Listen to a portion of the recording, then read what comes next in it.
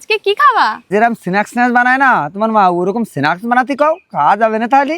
Snacks খাবার খাবা?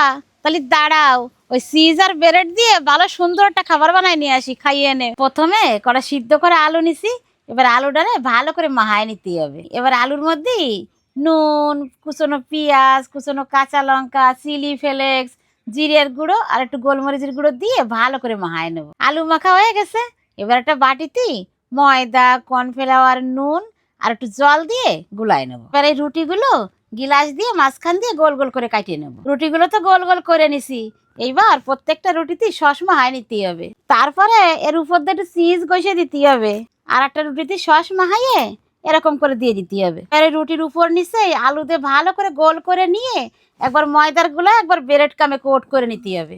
এই যে সবকটা বানাই নিছি, এবার কড়াইতে তেল দিয়ে তেল ভালো গরম হয়ে গেলি তারপরে উল্টে পাল্টাই লাল লাল করে ভাজিয়ে নেবো। ভাজা হয়ে গেছে, এবার নামাই নেবো। এই দেখো হয়ে গেছে ভাজা। তা তোমরা সবাই এভাবে একটু বানাই খাইয়ে দেখবা। তা আমি এবার একটা কাইটে দেখাই দেই ভিতরে কিরম হয়েছে। এই নাও বানাই নিয়ে আইছি, খাইয়ে দেখো দিন কিরম হয়েছে। আরে এরকম খাবার তো কোনোদিন বানাওনি। এরকম খাবার বানানো তুমি শিখেছো কোনতে?